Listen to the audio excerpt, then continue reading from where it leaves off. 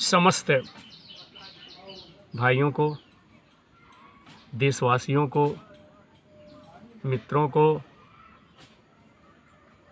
विनोद दुबे का प्यार भरा नमस्कार।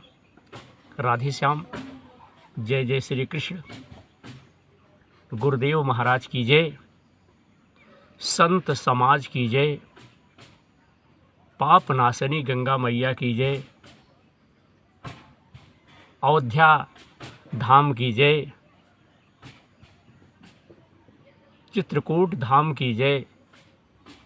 कामतानाथ की जय। जय जय श्री राधे राधे। साथियों, आज हम इस प्रसारण में, इस प्रसंग में पंचमो अध्याय का भाग 1 जो है इस वीडियो के माध्यम से प्रसारित करने चल रहा हूँ, जिसका विषय है जय विजय को सनकादि का सांप। किस प्रकार से श्राप लगा। मैं विनोद दुबे, विनोद प्रहरी यूट्यूब चैनल के माध्यम से उस पर थोड़ा प्रकाश, चर्चा, वार्ता करने का मैं प्रयास कर रहा हूँ। फिर भी अगर कहीं हमारे वाणी में, शब्द में, आलेख में, उच्चारण में, अगर हमारे विद्वान भाइयों की जानकारी में अगर कहीं कोई त्रुटि हो तो विद्वान भाई हमें माफ़ करें। साथ ही साथ गुरुदेव महाराज, भगवान आशुतोष से जो हमारी आराध्य शक्तियां हैं, मैं उनसे ही निवेदन करता हूं कि आप लोग हमें ऐसी शक्ति दें, ऐसी ताकत दें कि हम धर्म के क्षेत्र में, धर्म के कार्य में निरंतर अग्रसर रहें। तो साथियों, जय विजय को सनकादि का श्राप किस प्रकार से लगा, इसका भाग 1 हम इस वीडियो के माध्यम से प्रसारित कर रहा हूं। मैत्रेय जी ने विदुर जी से कहा कि हे विदुर जी, दिति को अपने पुत्रों से, बालकों से, लड़कों से देवताओं को कष्ट पहुंचाने का जो है प्रयास था कि कहीं ऐसा ना हो कि हमारे जो पुत्र हैं, इन पुत्रों से देवताओं को कष्ट पहुंचाने की आशंका थी। उनके मन में ऐसी आशंका थी, इसलिए उसने दूसरों के तेज का नाश करने वाले उस कश्यप जी के तेज यानी वीर को 100 वर्षों तक अपने उदर में, अपने पेट में रखा। उस गर्भस्थ तेज से ही लोकों में सूर्यादि का प्रकाश जो है क्षीण होने लगा तथा इंद्रादि लोकपाल भी तेजहीन हो गए। बंधु भाइयों, तब उन्होंने ब्रह्मा जी के पास जाकर कहा कि सब देवताओं में अंधकार के कारण बड़ी अव्यवस्था हो रही है, सारे देवताओं की बड़ी जो है दुर्दशा हो रही है। सब लोग ब्रह्मा जी के पास गए। देवताओं ने कहा कि हे भगवान, काल आपकी ज्ञान शक्ति को कुंठित कर सकता है, इसलिए आपसे कोई बात जो है छिपी नहीं है, आप सब जानते हैं। आप इस अंधकार के विषय में भी जानते हैं कि किस कारण से अंधकार जो है छाया हुआ है। हम तो इससे बड़े ही भयभीत हो रहे हैं, जो अंधकार छाया हुआ है इससे बहुत भयभीत हो रहे हैं। हे देवाधिदेव, आप जगत के रचयिता और समस्त लोकपालों में मुकुट मणि है। आप छोटे बड़े सभी जीवों का भाव जानते हैं। हे देव, आप विज्ञान बल संपन्न है। आपने माया से ही यह चतुर्मुख रूप और रजोगुण स्वीकार किया है। आपकी उत्पत्ति के वास्तविक कारणों को कोई नहीं जान सकता। साथियों, इस प्रकार से कह रहे हैं, हम आपको क्या करते हैं, नमस्कार करता हूं, प्रणाम करता हूं। आप में संपूर्ण भुवन स्थित है, सारा भुवन आप में भरा हुआ है। कार्य कारण रूप सारा प्रपंच आपका शरीर है। सब कुछ आपके शरीर में जो है विद्यमान है, भरा हुआ है। किंतु वास्तव में आप इससे परे है, इससे भी अलग है। जो समस्त जीवों की उत्पत्ति का स्थान अनन्य भाव से ध्यान करते हैं, उन सिद्ध योगियों का किस प्रकार भी हास नहीं हो सकता, क्योंकि वे आपकी कृपा कटाक्ष से कृतकृत्य हो जाते हैं तथा प्राण, इंद्रिय और मन को जीत लेने के कारण उनका योग भी परिपक्व हो जाता है। रस्सी से बंधे हुए बैलों की भांत, बर्धा की भांत आपकी वेद बाणी से जकड़ी हुई सारी प्रजा आपकी अधीनता में नियम पूर्वक कर्मानुष्ठान करके आपको बल समर्पित करती है। आप सबके नियंता मुख प्राण है। हम आपको नमस्कार करता हूँ। हरिओम नारायण। विनोद प्रहरी यूट्यूब चैनल के माध्यम से श्रीमद् भागवत महापुराण का तृतीय स्कंध 15वां अध्याय जनमानस की सेवा में मैं समर्पित कर रहा हूँ। फिर कहने लगे, हे भूमन, इस अंधकार के कारण, जो अंधकार छाया हुआ, इसके कारण दिन रात का विभाग अस्पष्ट हो जाने से लोगों के सारे कर्म लुप्त हो जा रहे हैं, जिससे वह दुखी हो रहे हैं। उनका कल्याण कीजिए, उनका उद्धार कीजिए, उनका भला कीजिए, और हम शरणागतों की और अपनी अपार कृपा दृष्टि निहारिए। अपनी कृपा दृष्टि से हमें देखिए। अरे हे देव, आग जिस प्रकार ईंधन में पड़कर बढ़ती रहती है, आपने देखा होगा कि अगर आग से कोई चीज़ जलाई जाए, लकड़ी, तो धीरे धीरे वो बंधु क्या करती, बढ़ती रहती जहाँ तक लकड़ी रहती है। उसी प्रकार कश्यप जी के वीर से स्थापित हुआ यह दिति का गर्भ सारी दिशाओं का अंधकार करता हुआ, सारी दिशाओं में अंधकार करता हुआ, अंधेरा करता हुआ, साथ ही साथ वह प्रभु बढ़ रहा है। श्री मैत्रेय जी ने कहा कि हे महाबाहो, देवताओं की प्रार्थना सुनकर, उनकी वंदना सुनकर के भगवान ब्रह्मा हंसे और उन्हें अपनी मधुर वाणी से आनंदित करते हुए ब्रह्मा जी साथियों कहने लगे। ब्रह्मा ने कहा कि हे देवताओं, तुम्हारे पूर्वज मेरे मानसपुत्र सनकादि लोकों की आसक्ति त्याग कर समस्त लोकों में आकाश मार्ग से विचरा करते थे, घूमा करते थे, टहला करते थे। एक बार वह भगवान विष्णु के शुद्ध सत्वमय सब लोगों के शिरोभाग में स्थित बैकुंठ धाम में जा पहुँचे।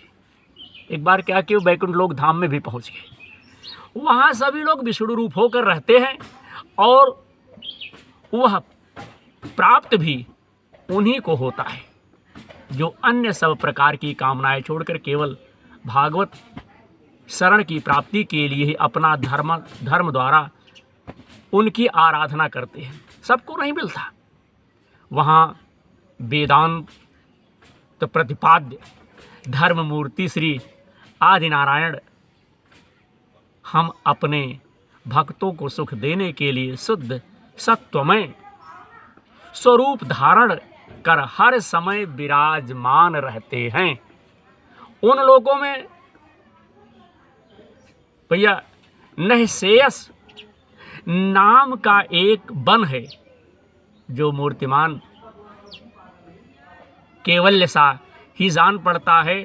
वह सब प्रकार की कामनाओं को पूर्ण करने वाला जो है वन है और उस सब प्रकार की कामना पूर्ण करने वाले वृक्षों से सुशोभित है। उस वन में सब प्रकार के वृक्ष भी हैं, पेड़ भी हैं, जो स्वयं हर समय 6 ऋतुओं की शोभा से संपन्न रहते हैं। वहाँ विमानचारी गंधर्वगण अपनी प्रियाओं सहित, अपनी पत्नियों के सहित अपने प्रभु की पवित्र लीलाओं का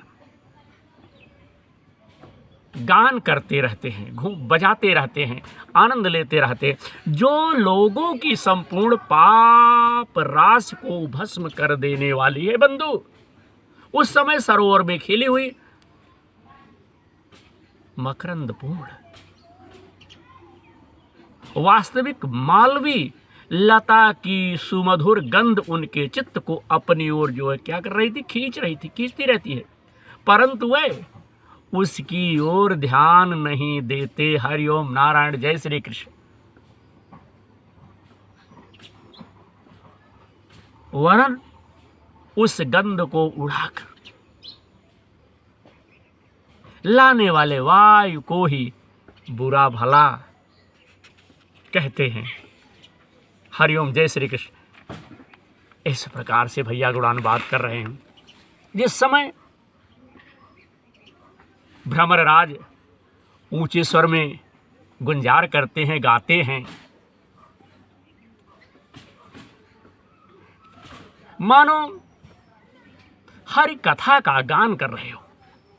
उस समय थोड़ी देर के लिए कबूतर, कोयल, सारस, चकवे, पपीहे, हंस, तोते, तीतिर और मोरों का कोलाहल जो है बंद हो जाता है।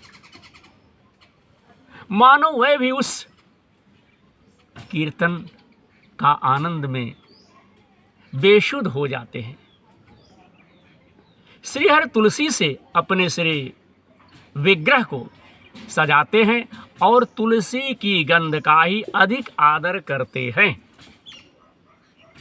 यह देखकर वहां के मदार, कुंद, कुर्बक, चंपक, अर्ड, पुन्नाग, नागकेसर, बकुल, मौलसिरी, अंबुज, दिन में खिलने वाला कमल, अंबुज जो दिन में खिलता है, दिन में खिलने वाला कमल और परिजात आदि पुष्प सुगंध युक्त होने पर भी तुलसी का ही तप अधिक मानते हैं। वहां लोग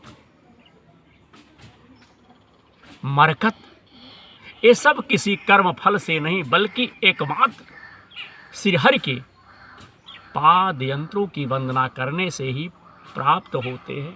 भगवान की आराधना करने से ही प्राप्त होते हैं। उन विमानों पर चढ़े हुए कृष्ण प्राण भागवत भक्तों के चित्तों में बड़े बड़े नितंबों वाली सुमुखी सुंदरियां भी अपनी मंद मुस्कान एवं मनोहर हास्य परिहासों से काम विहार नहीं उत्पन्न कर सकती। परम सौंदर्यशालिनी लक्ष्मी जी, जिनकी कृपा प्राप्त करने के लिए देवगण भी यत्नशील रहते हैं, प्रयासशील रहते हैं, कर्म करते रहते हैं। श्रीहरि के भवन में चंचलता भैया रूप दोषों को त्याग कर रहती है। जिस समय अपने चरण कमलों के नूपुरों की झनकार करती हुई वे अपनी लीला कमल घुमाती हैं, उस समय भैया उस कनक भवन की स्फटिकमय दीवारों में उनका प्रतिबिंब पड़ने से ऐसा जान पड़ता हो कि मानो वह उन्हें बुहार रही है, मानो उन्हें साफ कर रही है। साथियों, फिर कहने लगे, हे प्यारे देवताओं, जिस समय दासियों को साथ लिए हुए अपने क्रीड़ा भवन में तुलसी दल द्वारा भगवान का पूजन करती है, तब वहां के निर्मल जल से भरे हुए सरोवरों में, जिनमें मूंगों की घाट बने हुए हैं, अपना सुंदर अलकावली और उन्नत नासिकाओं से सुशोभित मुखारविंद देखकर यह भगवान का चुंबन किया हुआ है। यूं जानकर उसे बड़े देख करके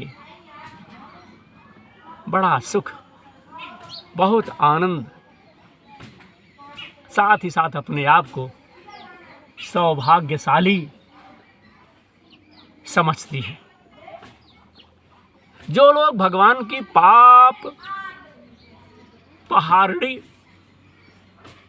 लीलाओं को, चरित्रों को, विचारों को बंधु छोड़कर बुद्धि को नष्ट करने वाली अर्थ, काम संबंधित अन्य निंदित कथाएं सुनते हैं, जिस कथा में कोई आनंद ना हो, भगवान की कथा को छोड़ करके जो लोग निंदित कथा को बंधु सुनते हैं, वह उस वैकुंठ लोक में नहीं जा सकते। हाय, अरे जब वह अभागे लोग उन सारे इन बातों को सुनते हैं, तब ये उनके जो है पूर्णों को नष्ट कर उन्हें आश्रयहीन घोर नरक में डाल देते हैं। इस मनुष्यों की बड़ी महिमा है। हम देवता लोग भी इनकी चाह करते हैं। इसी में तत्व ज्ञान और धर्म की भी प्राप्ति हो सकती है। इसे पाकर भी जो लोग भगवान की आराधना नहीं करते, वह वास्तव में उनकी सर्वत्र फैली हुई माया से ही मोहित हैं। देवाधिदेव श्री हरि का निरंतर चिंतन करने से भैया जो भगवान का नाम स्मरण करता है, जो उनका चिंतन करते रहते हैं, जिनमें यमराज आदि दूर रहते हैं, आपस में प्रभु के सुयश की चर्चा चलने पर अनुराग जन्य जिनके नेत्रों से अविरल अश्रुधारा बहती है तथा शरीर में रोमांच हो जाता है, और भैया जिनके से शील स्वभाव की हम लोग भी इच्छा करते हैं, वही परम भागवत ही हमारे लोगों से ऊपर उस वैकुंठ धाम में जाते हैं। जिस समय सनकादि मुनि विश्व गुरु श्रीहरि के निवास स्थान संपूर्ण लोकों के वंदनीय और श्रेष्ठ देवताओं के विचित्र विमानों से विभूषित उस परम दिव्य और अद्भुत वैकुंठ धाम में अपने योग बल से पहुंचे, तब उन्हें बड़ा ही आनंद हुआ। भगवान की दर्शन की लालसा से अन्य दर्शनीय सामग्री की उपेक्षा करते हुए वैकुंठ धाम की इच्छा ड्योढ़ियां पार करके जब वह 7वीं पर पहुंचे, तब वहां उन्हें हाथ में गदा लिए 2 समान आयु वाले देवश्रेष्ठ दिखाई दिए साथियों, जो बाजूबंद कुंडल और किरीट आज अनेकों आमूल्य आभूषणों से अलंकृत थे, पहने हुए थे। उनकी 4 श्यामल भुजाओं के बीच में मतवाले मधुरों से गुंजायमान बनमाला सुशोभित थी तथा बाकी भौहें फड़कते हुए नासिकारंध और अरुण नयनों के कारण उनके चेहरे पर कुछ क्षोभ के से चिन्ह जो है, कुछ हल्के हल्के क्षोभ से चिन्ह दिखाई दिए। साथियों, उनके इस प्रकार देखते रहने पर भी वे मुनिगण उनसे बिना कुछ पूछताछ किए जैसे सुवर्ण और वज्रमय किवाड़ों से युक्त पहली 6 ड्योढ़ियाँ लाकर आए थे, उसी प्रकार उनके द्वार में भी घुस गए। उनकी दृष्टि तो सर्वत्र थी और वह भैया निसंग होकर, निडर होकर सर्वत्र बिना किसी रोक टोक के विचरने लगे, घूमने लगे। तो वह चारों कुमार पूर्ण तत्वज्ञ थे तथा ब्रह्मा की सृष्टि से आयु में सबसे बड़े होने पर भी देखने में 5 वर्ष के ही बालकों से जान पड़ते थे और दिगंबर वृत्ति से नग धड़ग बंधु रहते थे। उन्हें इस प्रकार निसंकोच रूप से भीतर जाते देख उन द्वारपालों ने भगवान के शील स्वभाव के विपरीत सनकादिक जी के तेज की हंसी उड़ाते हुए उन्हें बेत लगा करके क्या किया, रोक दिया। बेत लगा करके क्या किया, रोक दिया। तब अपने प्रीतम प्रभु के दर्शनों में विघ्न पड़ने के कारण उनके नेत्र सहसा कुछ क्रोध में लाल हो गए। और जब उनके क्रोध इस प्रकार से लाल हो गए तब वो इस प्रकार से कहने लगे। हरिओम नारायण। मैं विनोद दुबे, विनोद प्रहरी यूट्यूबर, यूट्यूब चैनल के माध्यम से श्रीमद् भागवत महापुराण का 5वां अध्याय, 15वां अध्याय, माफ़ कीजिएगा, 15वें अध्याय का भाग 1 जनमानस की सेवा में समर्पित कर रहा हूँ। अब इसका आदर करना, इसका अपने जीवन में पालन करना आप सबके ऊपर है। आशा है आप सबका प्यार, उदार आशीर्वाद इसी प्रकार से मिलता रहेगा।